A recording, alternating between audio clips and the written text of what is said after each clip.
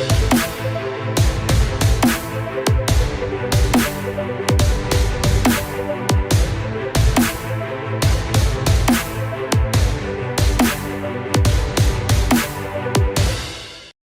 please give it up for the Chief Experience Officer at Ipsos, all the way from Dubai, Mr. Odysseas Trikaliotis.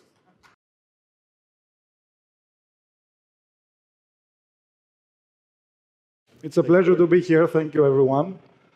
I am not, as you said, it's my first time in Karachi, but not my first time in Pakistan. So I'm here to give you see the title is actually, it doesn't even fit, Beyond Transaction, Enhancing Retail Experiences Through Customer Insights. I used AI to produce the title. I liked more the one I had, which is, I'm just going to talk to you about customer experience in retail and really see how you can enhance what you are offering through customer experience. Just a quick intro about myself. The name is very weird. It's because it's Greek. We are notorious of having very difficult names. I have lived, studied, and worked in France, US, and UK, so all the colonizers. Last one was in UK. I was unfortunate to work in UK. I dislike them as much as you. And I have been 15 years in Dubai. And so since 2010, I live in Dubai. And what I do in Ipsos is I advise organizations on how to improve customer experience. And I have been coming to Pakistan since 2011. So about 10 years after 9/11, I started coming to Pakistan. And I want to share the same story I said last year, which was the customer experience of getting a visa to come to Pakistan, at least back then, was a story on its own. So I had to visit your consulate in Dubai, and there was a very lovely gentleman actually there, really helpful. So every time I had to come, and I used to come every quarter, I had to apply for a visa. So at some point I said, don't you have any other types of visas that I can just maybe get an annual? He said, yes, but then I don't see you anymore. I'm like, okay, thank you very much. So I applied for an annual visa, and then I got a call from the consular. So I went to his office, and he sits me down, and he says, so what do you think of America? I'm like, you don't know my history, the country's history. We don't like Americans. Okay, congratulations, you have your visa for 1 year. And since then, I've been coming to Pakistan with no issues. So that's about me. Brick and mortar is dead. A lot of people talked about it. I just put it there because the first time I heard about this was in the late 90s. And still here, all of you have, I don't know, maybe 3,000 stores altogether, maybe more than that. Definitely, brick and mortar is not dead. So we like the big titles, but it's not what really happens. So customer experience is important not only in the e-commerce section, but also what happens in the store. I want to speak a little bit about what is customer experience. Some of the colleagues who spoke earlier hinted on these topics, but it seems that it's kind of new, at least in the retail sector and in Pakistan. Most of you don't have a customer experience department in your organizations. Anyone here who has a customer experience department in their company? Not even one hand. One person. Great. You are the only one. So what is customer experience? The definition, as per McKinsey, is that customer experience encapsulates everything a company or an organization does to put customers first, managing the journeys and serving their needs. So ideally, for a retail industry, this is what you should be doing on a daily basis. The point is, how is this done?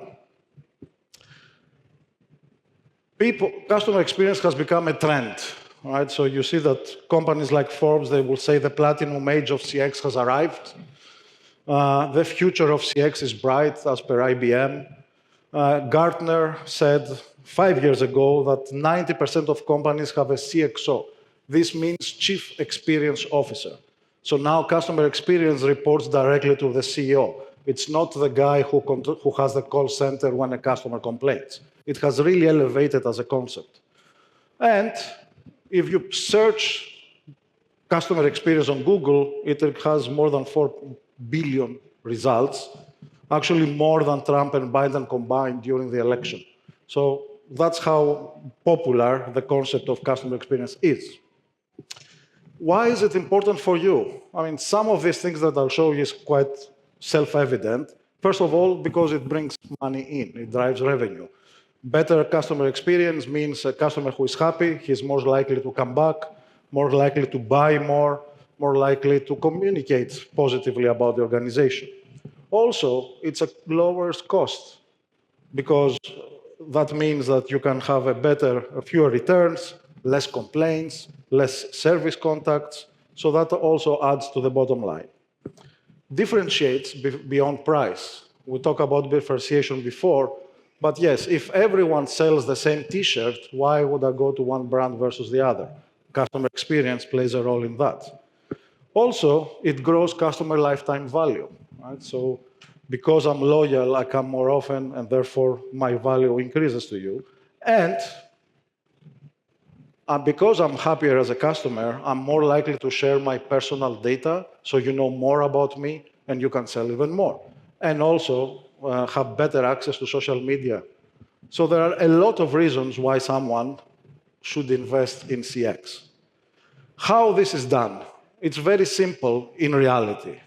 First, you need to understand your customers. And I'm sure that the majority of you have not invested in this. You have never had a research that says, okay, come here, Mr. Customer, what exactly do you want from us? How can we help you? What can we offer? Then, by understanding, you design and deliver the experiences that meet their needs. And then, once you have done that, you need to get feedback. How did I do? Am I performing as per your expectations? Are my product quality good? You need to have what we call a voice of the customer program. And then, based on that, you action change. So the customers tell you what they don't like, what are the pain points, and in theory, you have in place to make these changes. All this requires the support of the C-level, right? If there is no support from the C-level, this change doesn't really work. However, at the global level, although millions and billions are spent on customer experience, and companies say, yes, I believe it helps me, most companies still failing on delivery. So we know from studies we have done in Ipsos that about 82% of the professionals say that if I invest in CX, I know that I will gonna get the revenue and I will perform at competition. Also, 70% say that there is a link between measuring customer satisfaction, let's say, or promotion, and the business performance.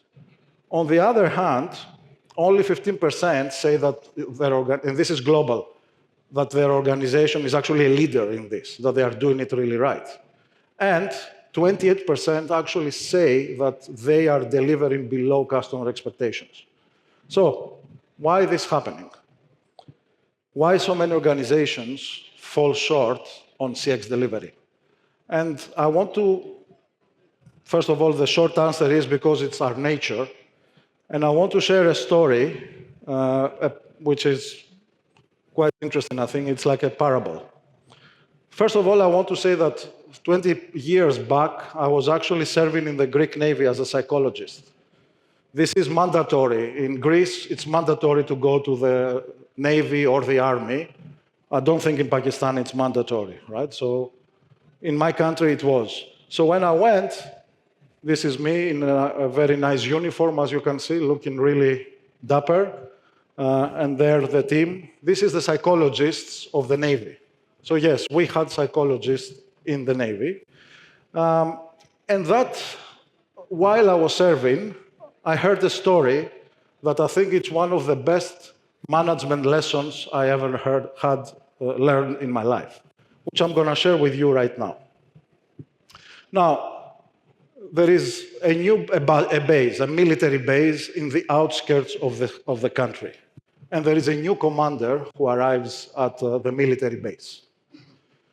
At the camp, the sergeant welcomes him, and he is tasked to organize a tour to show to the new military commander the base, show him around, right, how it is and how you can go around the base.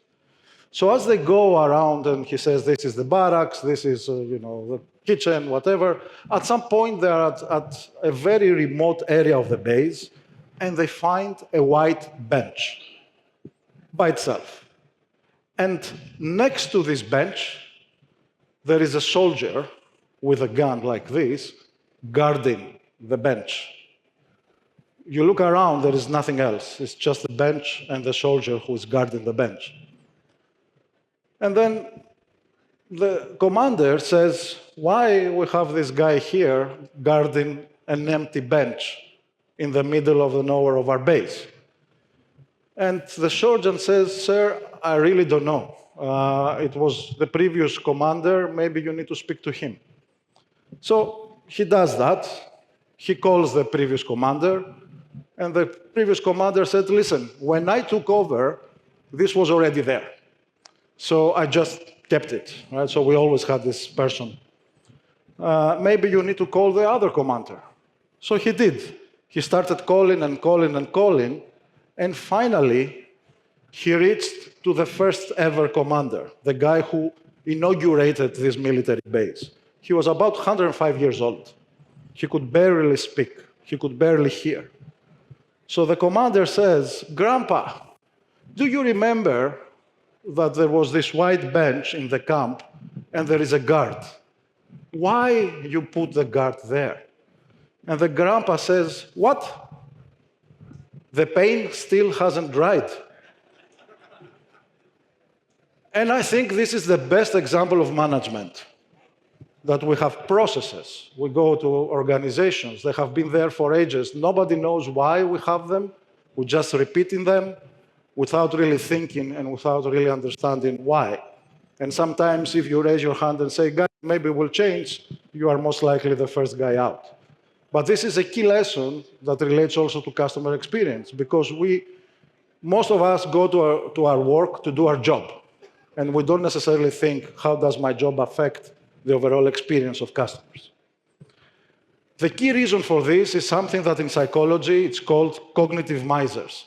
We are all cognitive misers, which means we really hate to think. The official terminology is the tendency of humans to think and solve problems in simpler and less effortful ways, rather than in more sophisticated and effortful ways, regardless of intelligence. So basically, we don't have the capacity to really think through a lot of things. Therefore, we rely on just doing what we do. And that's a key issue also in management, in retail, and in any industry. Some examples of these moments. This is when you may receive, I'm not sure how popular is it in Pakistan, but in Dubai, wherever you do something, you receive a survey afterwards about this. So this is receiving a survey that doesn't work. Or here, it's a company that says, excellence is a continuous journey. So they talk about excellence, but they have a spelling error, if you can see, in the word continuous. Or this is a very interesting thing, because even little details matter. This is from Dubai, an app that tells you the geographical location of places. And this is, when you open the Apple Store, the first thing that you see. And what they have there to advertise it is a cemetery. Like, really, the first thing that comes to mind if you want to advertise your app is, where is the cemetery? The little things that play a role. Another example, and this is a real company's mission statement, they say to ensure continuously exceeding customer expectations through delivering services, etc. Now, if you really think about it, it's mathematically impossible to continuously exceed expectations. And you will go out of business. You cannot do this. But we just pop and say things out just because it makes sense or it sounds good for us. Another very interesting example, right, when you get feedback from customers and people don't really think. This is a website that you sell cars in UAE. So I sold my car and then I received this. You don't even understand. It says I have sold my car and it has 2 smiley faces. That's it. It's not a question, nothing. No one ever checked this. So I selected the figure that doesn't, the unhappy face, and then I got this message. Great, let your friends know how unhappy you are with us. So this is the type of mistakes that we do in customer experience if we don't think. Of course, no presentation is good if we don't have Bill Gates in a slide. This guy, in theory, said that your most unhappy customers are your greatest source of learning. However, one of the most funny memes that go on internet is this one. How likely are you to recommend Windows 10 to a friend or a colleague? The person says, not at all likely. I need you to understand that people don't have these conversations, right? They don't randomly recommend operating systems to one another. So why you're asking me these questions? Now, Las Vegas, I hope you know, it's a very famous place about hospitality and hotels. It seems the Trump effect also affected Las Vegas. This is real. I saw it recently, and I was appalled by the state of customer experience. I have been coming to Pakistan, for example, as I said, for so many years, stayed in about 7, 8 different hotels. This is what the customers, I don't know if you can read it, it says. They have the mini fridges in the hospitals, in the hotels. They say that if you open it, I will charge you. You are not allowed to put your own bottle in the fridge. If you want the fridge, you have to pay extra. I will bring you a separate fridge. That's how they are treating customers in Las Vegas. Now, where exactly these gaps happen, and when you have an organization, why you may have these mishaps on how you communicate or you manage the business. The first thing that we want to understand is what happens from a customer point of view, but also what happens from a business point of view. So as a customer, when you create an expectation, right? When you go and buy, let's say, anything. And this expectation is managed by word of mouth, by personal needs or past experience. And that creates your expectation. On the other hand, you have organizations, and the way you design the experiences in your stores or in your e-commerce starts with the perception of the management, right? What do the customers want? And that leads to defining how you're going to deliver that. What are the service quality specifications? And then that leads to the actual service delivery. At the same time, you communicate. You have brand communications, right, of raising the expectations of the customers. And eventually, you have the service, the actual delivery of the experience. The first gap is between what management thinks and what was the actual service. The second gap is between what management wants and how this is executed in the organization. The third gap is between how we have designed our processes and the actual execution of the staff. There is a gap between what we promise and what we deliver. And finally, the customer gap. So if we can place them in an order, the first gap, as we said, is about poor understanding of customer needs, right? That you have not invested the time to really understand what customers want.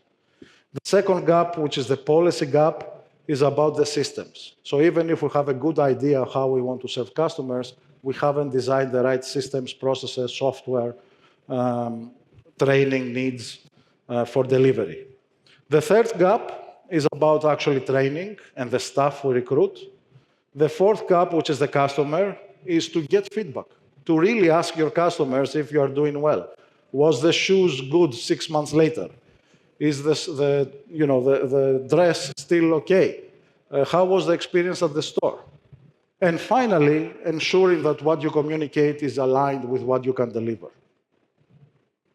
So the first one is about know your customer. The second is about designing systems that are customer-centric. The third one is about training and motivating your frontline employees, developing a CX measurement ecosystem or voice of the customer program, and finally, ensure that the two departments talk to each other. And I want to emphasize something that I think it's missing a lot, especially in today's world, which is the best way to understand customers and people is to develop empathy, to really put yourself in their shoes, to go through this experience. I want to share this really touching story. Do you know what this is? It's an MRI machine. And they usually look like this. Not the friendliest place on a hospital. They also make a huge noise. So definitely not something that you will consider as fun to be in. Some years back, there was a guy called Doug Deej who was from General Electric, and his job was to design these MRI machines. And he finally designed the best one. So from a technical perspective, it was the best MRI machine ever built. The guy was extremely proud, very happy for his achievement. So he decided to go to the hospital where the first machine was about to operate. And he was there, waiting, excited, talking to the staff, was expecting the first people to go in the MRI machine. And then he noticed a family, a little girl, who was very worried about entering the room. She was almost crying, and she didn't want to leave her mom's hand, and really was scared to go in the room. And for that gentleman, that was a pivotal moment, because he was extremely happy. But then he noticed this girl and the family that they were not. They were having a totally different feeling. And that made him start thinking about it more. What is the experience I deliver? He found out that at 80% of the cases, when there is a child patient, they have to sedate the children to do an MRI, which is really, we all understand that sedation is not the best thing to have, a full sedation. So he went back to General Electric, he brought consultants, he brought a lot of people, and they started thinking what they can do. And this is what they created. They went to nurseries, they went to speak to teachers, and they created it as a journey, as a story. So this is a pirate ship, and this is the sea, and you can go as a child and go to an adventure. This is another example. It's the jungle. The bed is the canoe. So you can go around, and have this, but you have to sit still to do this. By designing rooms like that, by really understanding the customer, the pediatric incidence of patients to be sedated dropped below 20%.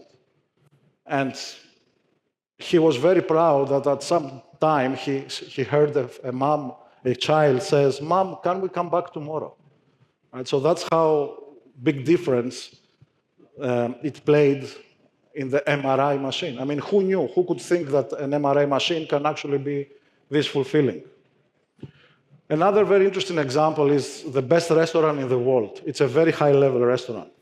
The guy who owns this restaurant instructs his employees when they place plates in front of the seat. I don't know if you have been in a very fancy restaurant where the plates are already there, and then you are curious, where did they buy them from? Is it IKEA? And then you do this, and you see the name of the plate. He instructed his staff to ensure that every time a person does like this, he can see it. They don't have to switch. This is the level of detail in customer experience we're talking about. Can you remove the times up, please, so I can continue? Thank you. This is a retail example. I personally empathize a lot. This is a store in China that basically says that if you get the black basket, you don't want to be bothered. If you take the red basket, it's okay for the employee to come and assist you. So it immediately saved a social problem. This is another example of a store that sells baby clothes, that they have a dedicated place for the dads because the mom does the shopping and says, just sit down, have a coffee here while the mother is shopping. Another example is this sports chain in Dubai where they give you the trial socks and then to try the shoes, right? Because a lot of times, especially with the hot weather, people go barefoot. And it's not that nice. So this is positive examples. This is something that to me seemed amazing. This gentleman is the CEO of Etisalat. Etisalat owns here Yufon, as you know. he actually made all his C-level suite people to spend at least a day in the call center answering calls from customers. Right? And that had immediate effect on certain things and processes. Right? It really changed the perspective of Etisalat. I am not going to talk about AI. I just have this as a, because you have to have AI. I'm just going to finish with some ideas about how CX fits in retail. When we talk about CX, we always talk about journeys, right? So what is a journey? And a typical retail customer journey starts with awareness, consideration, and store selection. So I need to know your store, or I'm browsing in a mall, I see and I'm attracted, and I decide to enter. Everything that happens before is marketing. In the store, though, there is still a journey. You have to navigate. You need to find your way around the store. You need to understand, is it designed in a way that makes it easy for me to find what I'm looking for? The actual product, right? Is it good quality, not good quality? Is it available, not available? Is it on my size or no? I'm talking mostly about apparel. If there were price promotions, right? They check, is it very easy to find the price? Or if I have to really find the price, then I don't bother. So that's a lost opportunity. Little things that play a big role when you have an experience. The staff, of course the staff, right? How they behave. The fitting rooms. Something that I'm sure the majority of you, you have fitting rooms in Pakistan, right? Because in Saudi they didn't until recently. So if you go to a fitting room, it's a very personal, unique experience.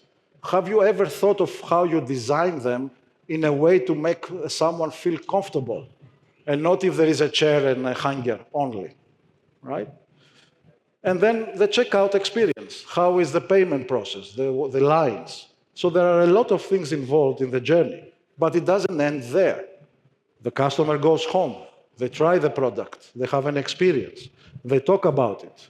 And if you have a loyalty program, you can keep track of this and then do all the offers the gentleman mentioned before.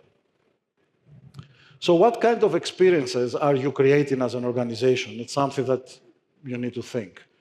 A typical retail journey is, I go to a store, you have a very lovely shirt, I try it, do you have large? No, sorry, we don't have large.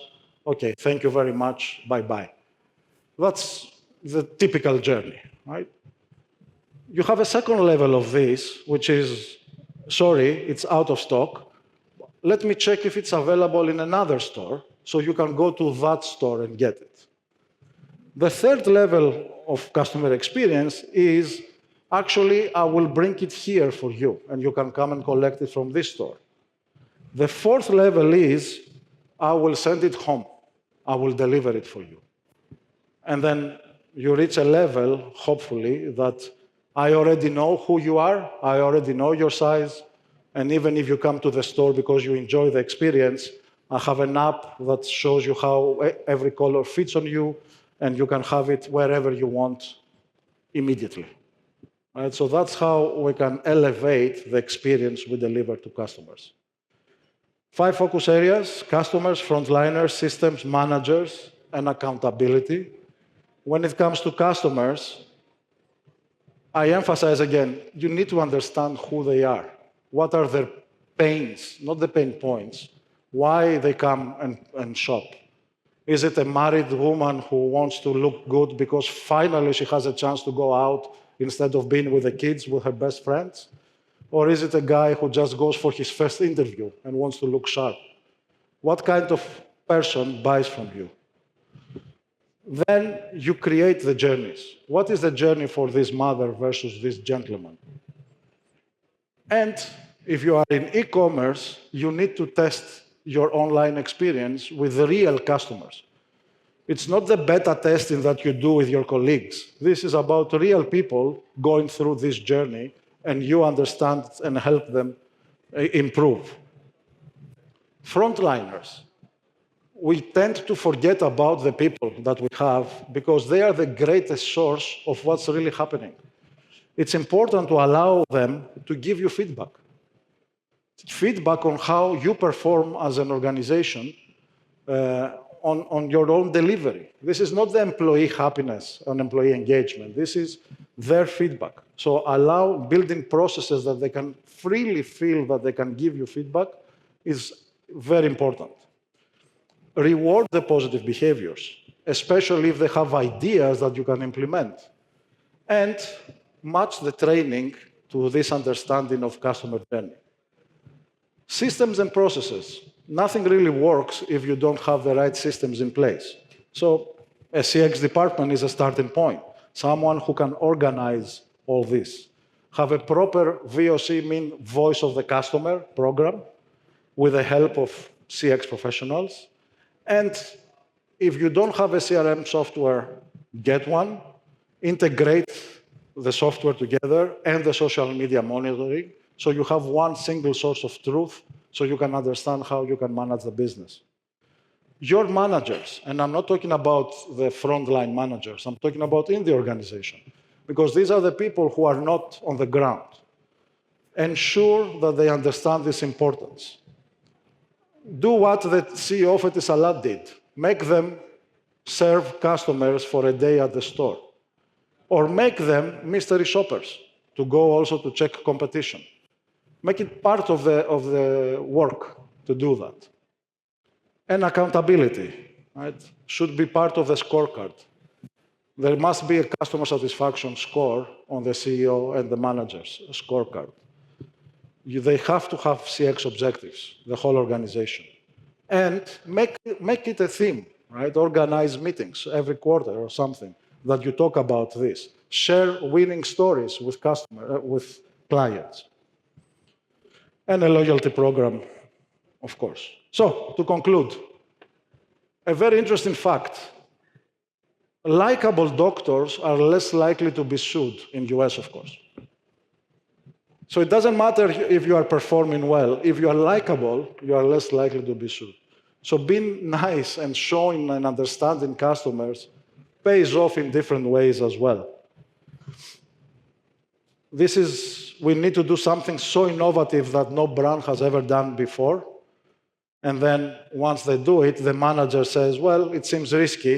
Can you bring examples of others who have done it? So this type of weird mindset still persists. I really say invest in CX.